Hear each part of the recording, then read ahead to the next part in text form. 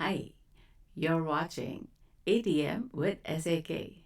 अभी तो मैं at this moment I am.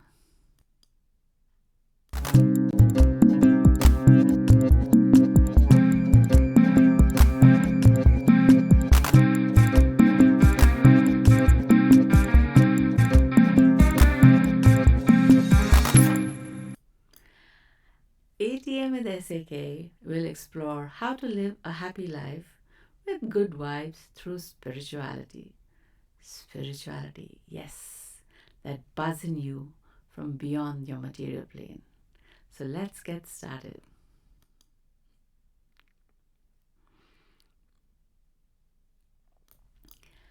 I am studying at the Spirituality Mind and Body Institute at Teachers College, Columbia. So, this is my record of the journey of learning the psychology of what is the connection between mind, body, and spirituality. And my first guest today is myself at the Teachers College. Hi, thank you for having me as yourself or a different version of yourself. And I am so happy to be here to talk to you all about this deep connection between spirituality, mind, and body. And what does it mean to us in today's day and age? So, tell me more about what is spirituality and what does it mean to you? Spirituality, like you said, is a buzz in each of us from beyond our material plane. What does that mean? Where is the difference between your body, mind, and spirit? If you can't see something and touch something, is that your mind or is that your spirit? And that is one of the questions which is being understood, that there is the unseen, the unknown, and a connection we have, which is with our own wisdom, with the wisdom of the universe. And that is possibly what people call spirituality. The connection with the beyond, the connection with the whole truth. How does it manifest within ourselves is the question we need to ask.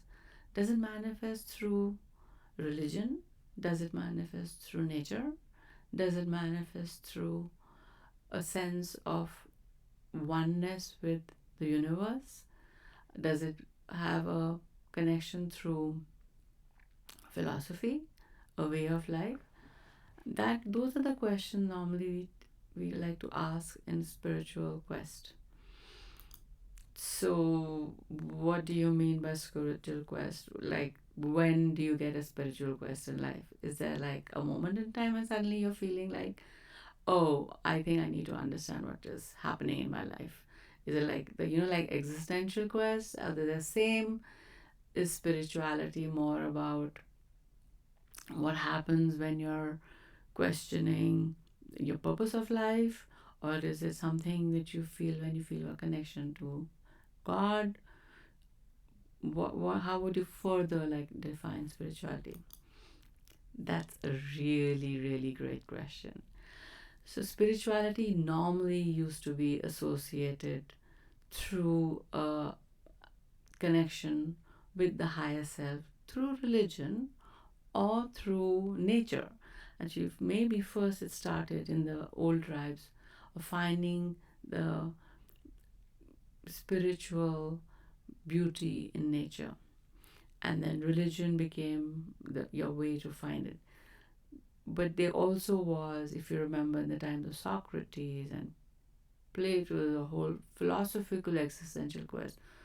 So all of these are areas where mankind and humans have understood or explored that everything is not only about the material, there is more, there is something else. So the idea that there is something beyond us, some of the connections we find from within us or through a trigger which allows us to see. Typically, this idea of a spiritual wisdom is within each person, each child. Each child is born with this wisdom. But as we grow older, we actually lose some of our connection with it because we become so tuned to our material life, so engaged with what we need to do to sustain the body in this world, that we slowly drift away from our spiritual connection. It comes to us, it never leaves us because we are made of the spirit, which is what actually gives us life. That is really the essence which is part of it. So the breath gives you a physical life, and the spirit gives you the consciousness, ability to be aware of who I am, that I am somebody, I am this person. That consciousness is comes through a spirit. Science has been trying to understand where this consciousness comes from, and it is just beyond the understanding or the physicality or the experimentation of science. It just stays at the edge of consciousness as we know it in a material sense. So when does it come? That was the other question we had. When do you get awakened to the sense of a spiritual self? Typically, I would look at it like in three different areas. Like I said, one, a child is already born with it, but at a human development, which happens in phases of your life, first phase would be when you turn from a teenager into a young adult. And at that moment, there's a development in the body and the mind where your roles are changing. You're no longer this child who's being looked after by parents. You're stepping into adulthood. Physically, emotionally, intellectually, your mind, body, and intellect comes into this beautiful space where you start questioning, who am I? And then that leads to, what am I doing here? What is my purpose in this life?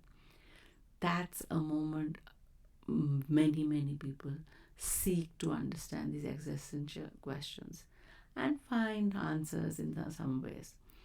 A second reckoning of sort comes in what used to be called the middle age crisis, where it used to be at 40, where again your roles are changing, where you're coming to a point of having established yourself, and now some things are changing in your universe.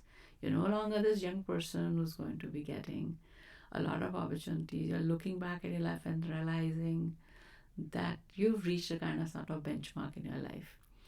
And at that moment, a lot of people get stuck with the existential crisis and they want to look for answers. And the third time when it comes into your life is when you actually are going around 60, when you're retiring, and you see that all the things you had worked for are kind of wrapping up. And then again, there's this question of, who am I? What's my purpose? What am I doing here in this world? So these are development through the human body, which allows you to make sense of your life.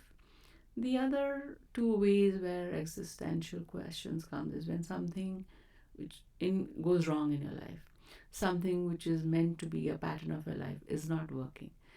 When suddenly you have an illness or some tragedy. So those are things which happen in your life which are not in your control.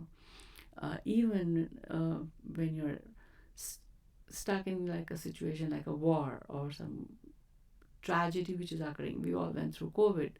Everybody kind of life came to a standstill. Those are again moments you will question life and wonder what is life all about. And in Viktor Frankl wrote his book during his time about how a man or a human searches for meaning or purpose in life in these kind of crisis situations. So that's another time where a spiritual quest becomes a journey of every human. And there is a third one, which is comes upon from not an external source, not a development, natural development body source, but from your own inner exploration of things going wrong, not because of external, but because of your own nature. When things don't work, when you are struggling with your own behavioral patterns, and those trigger situations in your life which you could have done differently and you could have changed. And there's an inherent realization that this is something I could have done differently. Those are again moments which are actually a gift from the universe to say, okay, look at yourself. Find the changing you and the non changing you. That again becomes a avenue to see which is the spiritual permanent me and which is the behavioral me, which is the identity me, which is the role playing me. Because you change every day, every moment, every year, on and on. So when you got stuck with this changing me, and then you that changing me is not making any sense, that's again the quest to look for, which is that spiritual me, which is like a permanent me, that I which doesn't change, which everything else is changing. The world is changing. The good is going, the bad is coming and going. I am changing. But in all the changes, there is one permanent I in you, which is the essence of who you are, which is the spirit of who you are, which is the spirit of who you are when you're alive, which is also the spirit of you, which goes with away when you say the body has died. Because once a person dies, it is not a person. You don't never call it the person. You say the body is here. So where is the person then? And that is the essence which you're trying to capture in spirituality. If we can get an understanding of that spiritual self, we have a different vision with which to look at life. Wow, that's a lot to digest.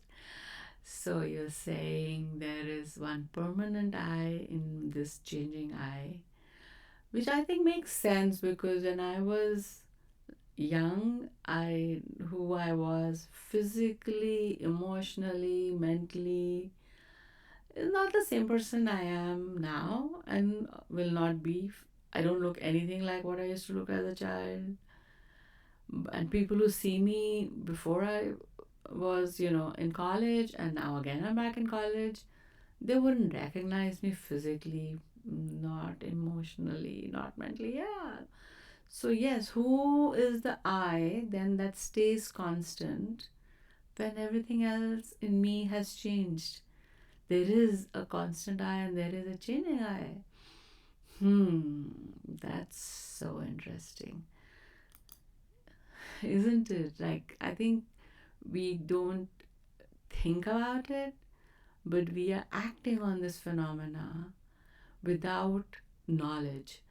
So we have this understanding very subtly in us, but this knowledge of understanding there is a changing I and there's a non changing I is what helps us navigate our life better, because sometimes we get stuck into our changing I, which is uh, giving us problems and we can't let go. So, the ability, the more we can get stuck with our non changing, permanent, happy I and see the changing I, we can actually deal with life much better. So, okay, even if I get stuck with an unchanging I, how does that allow me to deal with life better? And more importantly, how do I get the vision of which the changing I? That's again another interesting question of how do you see who is your permanent I and who's your changing I? And the way to understand this is, of course, through observing yourself and listening to your inner voices. Then understanding the difference between the changing body, the changing mind, the changing intellect, and on whom are these changes happening. Because just like when a train goes away from a station, if somebody asks you, oh, did that train come? And you're like, I don't know, I wasn't here when it came. So for you to know something, there has to be one permanent watching eye on whom all the changes are happening, the one who can see all the changes, who knows the changes, who knows who you were before, who know and who you are today. There has to be that one permanent self which on which all these changes are happening. And that is that spiritual core or that spiritual permanence which we are in search of. And once you can get connected with that spiritual core, you can see the changes which are happening and enjoy the changes on the permanent self without clinging too much to saying this is what should happen, or this, you know, angry me is really angry. No, no, no, no. I am not angry. There's no angry me. Anger comes and anger goes. I am the permanent happy person on which these changes come.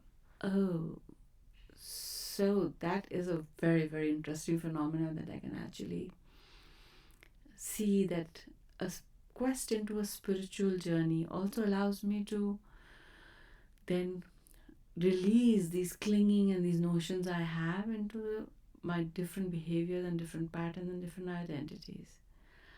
Thank you so much. Today was such an enlightening conversation about what is a spirituality, understanding of a spiritual permanent I. I'm looking forward to the next conversation about how to discover and how to be more in tune with this spiritual self. So looking forward to it. Thank you for having me here. Thank you very much. And this was our first conversation with ourselves about what is spirituality and who's our spiritual self. Hope you enjoyed, and don't forget to like or subscribe in whichever way you heard it, either on audio or video. Thank you. Look forward to seeing you again.